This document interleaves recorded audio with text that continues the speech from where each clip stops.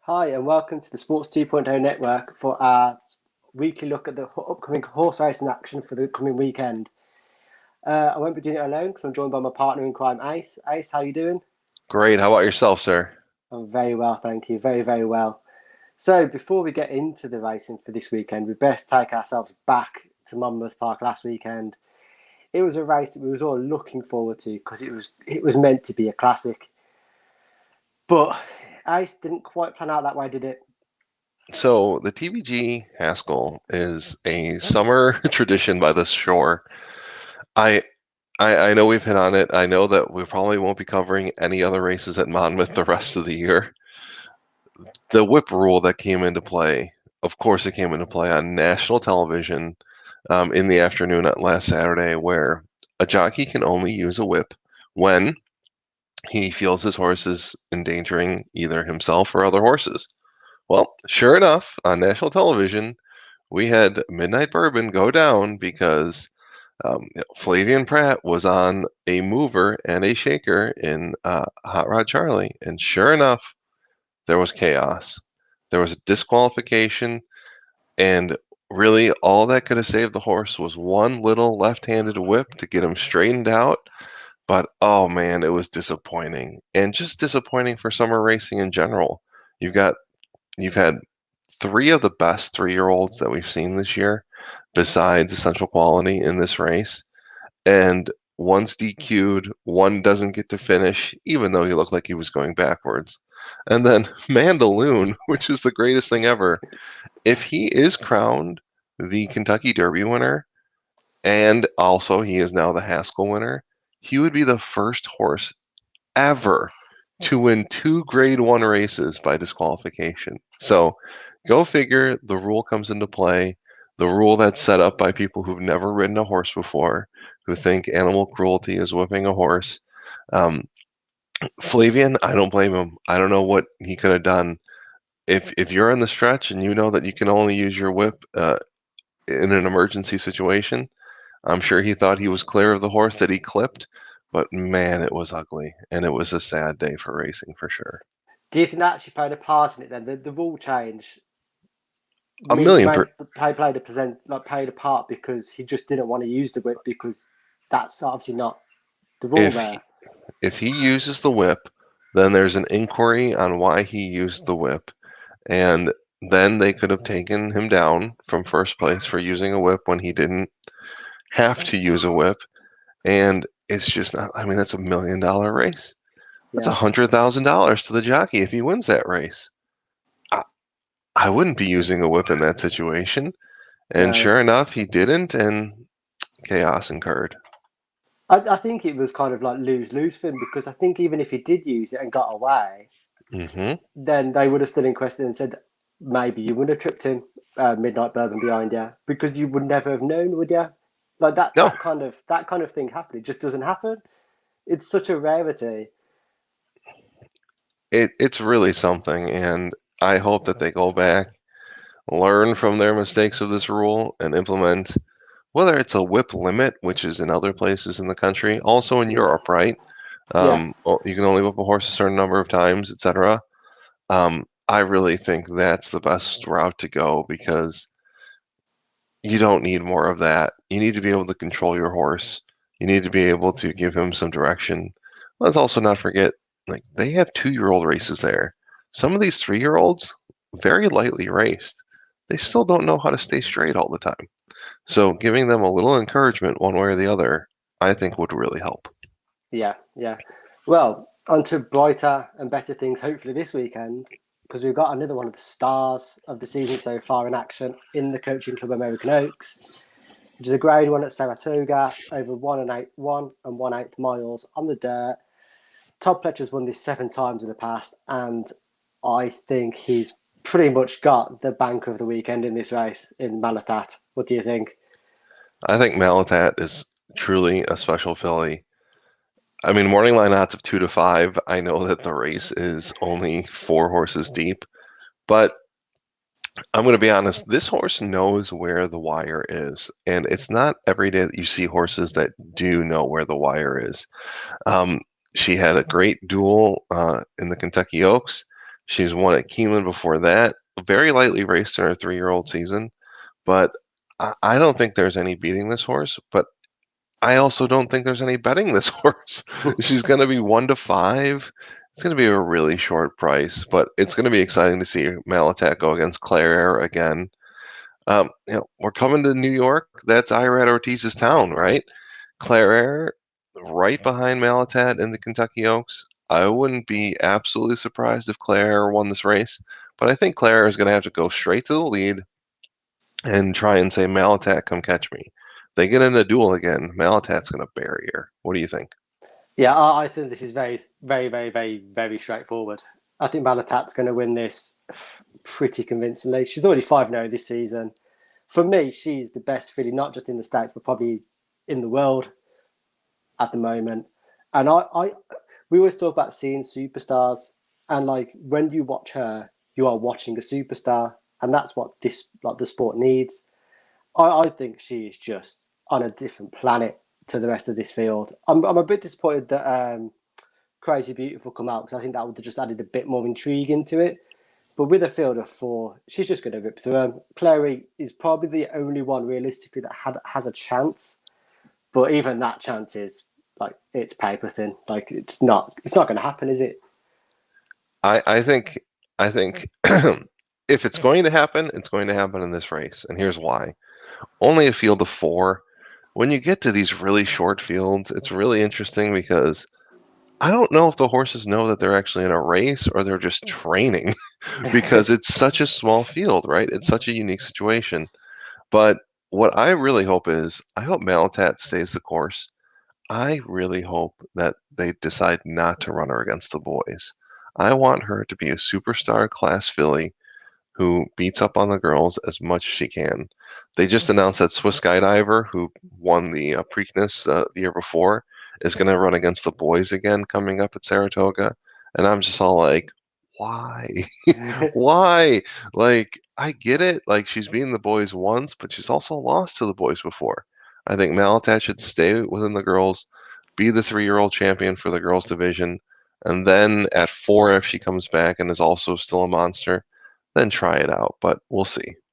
Yeah, you do say that though, but like I am intrigued to see Malatat take on the boys. Like she was kind of muted for the Preakness, wasn't she, at one stage? And I would have been really interested to see how that would have gone. Obviously, I'm glad that she didn't in the end, but I think it would have made it so interesting just to see what would have happened because that Preakness was there for somebody to like just grab hold of, and that could have been her. No, that's actually probably true. With all the big Derby horses skipping the Preakness, it would have been interesting. I think if she would have won the Oaks more convincingly, had a lighter time down the stretch there, I think maybe they would have. But in all honesty, if she runs in the Classic at the end of the year, I'd be excited against the boys. Other than that, let's just keep her just dominating races because I do think the eyes of the sport really do like an undefeated filly. Yeah, no doubt about that. So I think we agreed Malatat's going to win the Coaching Club American Oaks. I I would agree. I'm going to say if Claire can beat her, this is the only race she can because of the shortened field. But otherwise, good luck. So we move on to Del Mar for the Eddie Reed Stakes, which is a Grade 2 over 1 1/8 miles. We're on the turf this time. I'm having a bit of a struggle with this one. We've got obviously United in here who won this last year and is looking to win back-to-back years and join a pretty illustrious group by doing that. He's 1 from 2 this year. His win coming in the Grade 3.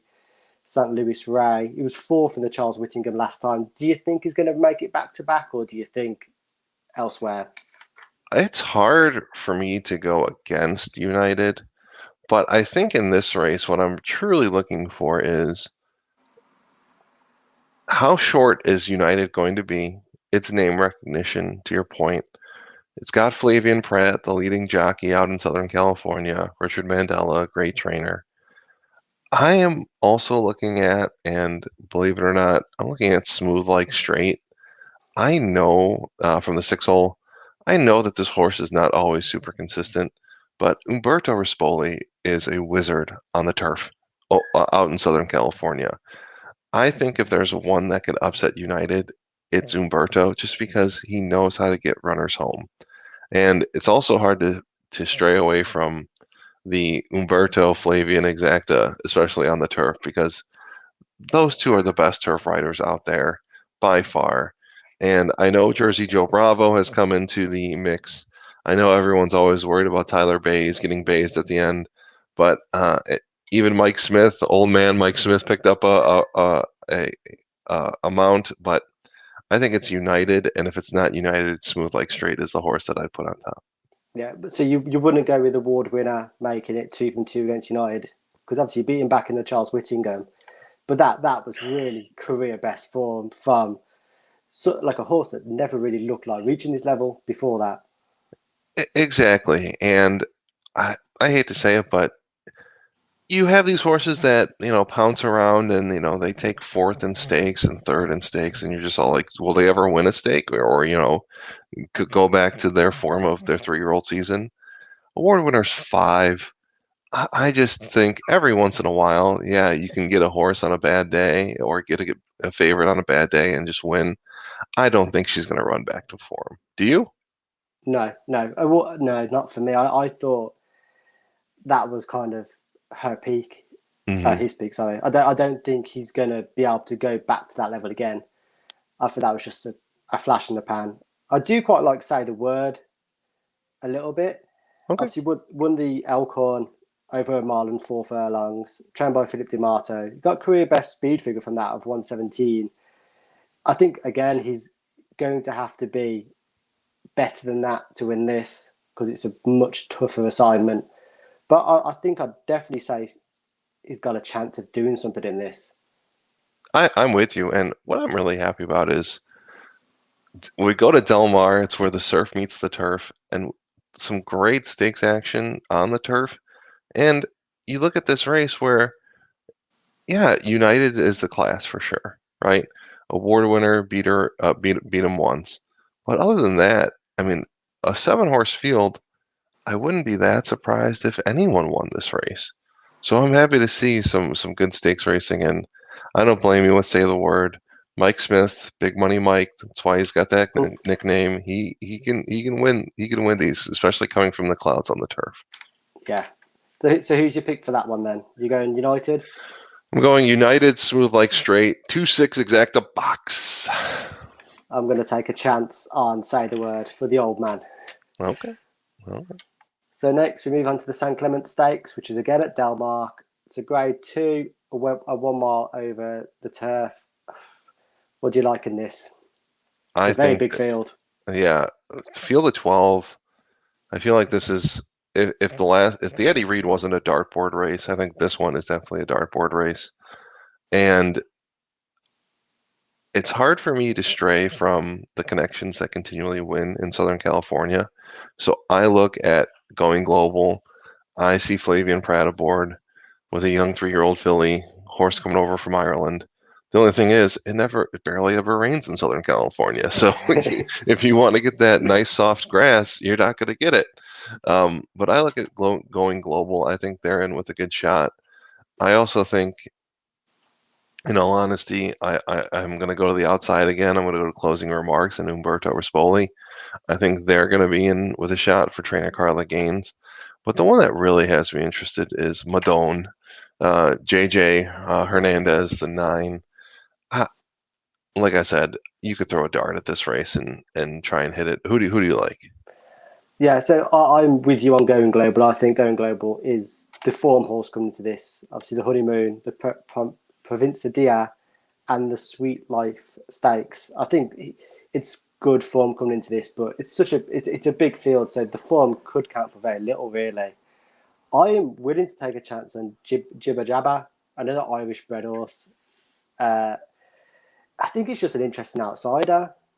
It's its first start at graded company. It won a maiden at Santa Anita over a mile at 1 minute 35 and 62 seconds.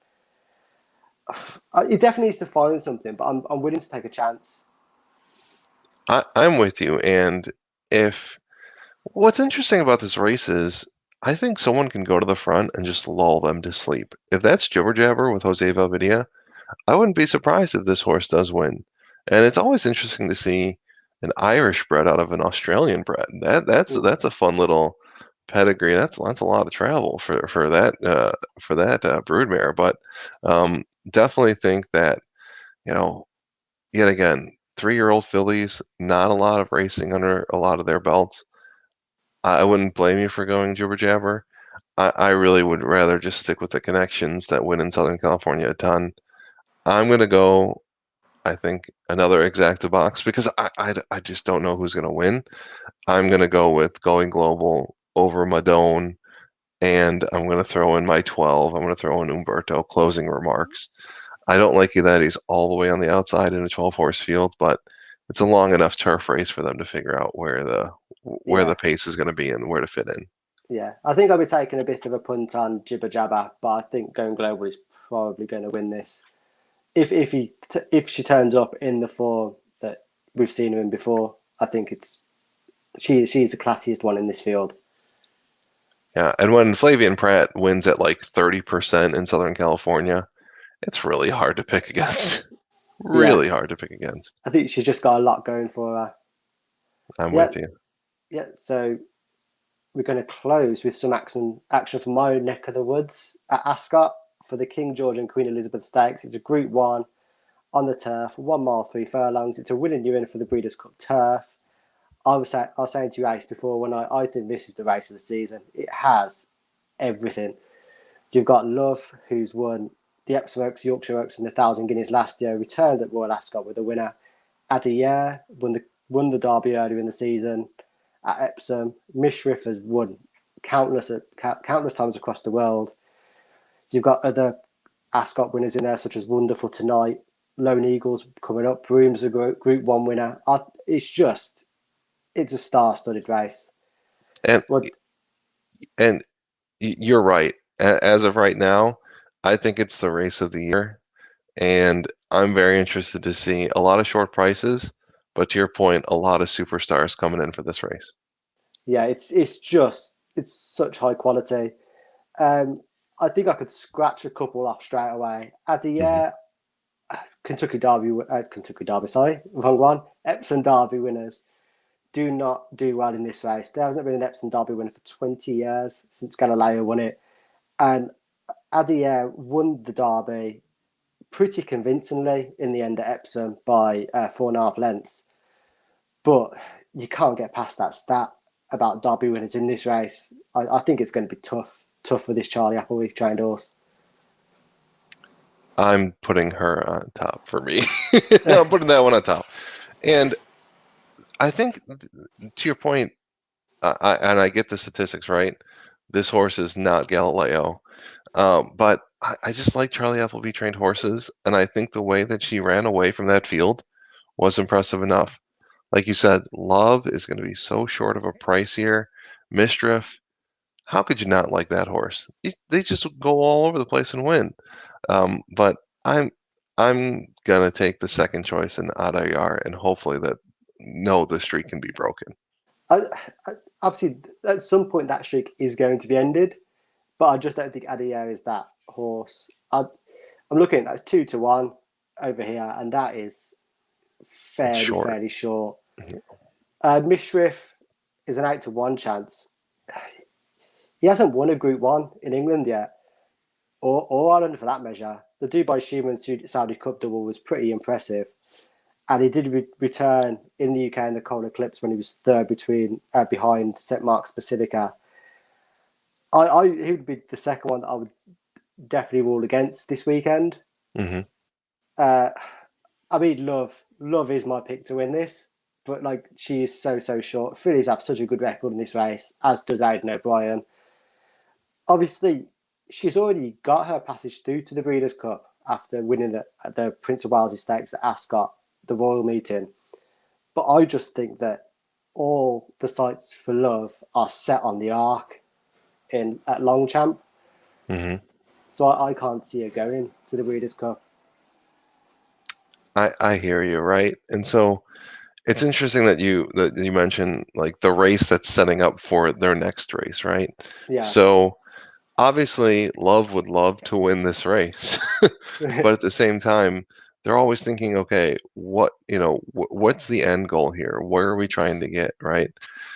I don't think, to your point, I don't think I know it's a win and you're in for the Breeders' Cup, but I don't think they're gonna ship over to Del Mar later in this year. And so, although Love is special, you can't take that short of a price. I think she's going to be under 1-to-1 in all honesty. Yeah, And when you look at that, it's hard to wager on. So I'm with you on going with like a Mistriff at 8-to-1 if you can get 8-to-1. But I'm also hoping that Adayar comes up in odds from 2-to-1 to maybe around 3-4-to-1. And at that point in time, I'll probably take a bet and just say, let's try and get 4-to-1 out of it. yeah. I think Love is definitely my pick, but I think if I'm going to pick an outsider, it would be Lone Eagle with Frankie Dettori on board. Frankie's record in this race is Hmm. something else. He's looking for his 8th winner. Lone Eagle is a really quick turnaround because he was in Paris last weekend where he won the Grand Prix de Paris, and he's bred to win this. He's a Galileo colt. It's just the Frankie connection, really. Like I think he's a very, very good thing for this, especially at a slightly bigger price, but not massive. Yeah, and he is special, right? And he's a giant slayer when he's not on the favorite. I don't blame you at all for going with those connections. I'm just going to go with Charlie Appleby and think that he's going to get Ayadar home. Yeah. So to round off, then, what do you think it will be your bet of the weekend this weekend? I think my bet of the weekend is going to be the exacta of United and Smooth Like Straight. I just like the Flavian Umberto connections, and I'm really excited to see some turf racing where it meets the surf over down in Del Mar. Yeah, yeah. I think I might be going for not the most lucrative, but a double, nevertheless, of loving the King George and Queen Elizabeth stakes as well as Malafat in the American Oaks. I don't think it's going to be that lucrative, but I think you probably got two pretty solid winners there. I'm with you. I'm with you. It's exciting to see champions run. Yeah, Always exciting to see champions run. you want to see the best. Hmm. Yeah. So there we go. That's another one of our weekly look into the races. Hopefully, we've found a couple of winners this week.